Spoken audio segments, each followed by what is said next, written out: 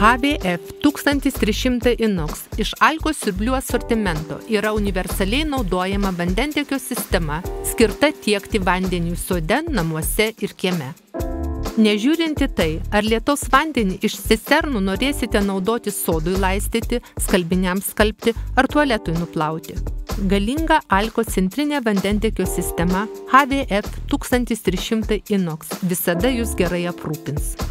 Siurblinis eigos mechanizmas, kuriame įrengtas techninės priežiūros nereikalaujantis, galingas 1300 W galios asinchroninis kondensatorinis elektros variklis, pumpuoja iki 5000 litrų vandens per valandą, kai pumpavimo aukštis yra iki 50 metrų, o įsiurbimo aukštis iki 9 metrų. Filtre sumontuotas atbulinis vožtuvas patikimai saugo įsiurbimo vamzdyną, kad jis neištuštėtų ir taip užtikrina didesnę eksploatavimo saugą bei nuolatinį greitą pumpavimą. Itin didelis XXL pirminio valymo filtras apsaugo siurblį ir atbulinį vožtuvą nuo užsiteršimo bei užtikrina sklandų ir ilgalaikį eksploatavimą. Prireikus filtrą pakeisti yra visiškai paprasta, nenuimant įsiurbimo komplekto. Slėgio jungiklis ir manometras yra kompaktiški bei gerai apsaugoti nerūdijančiame korpuse.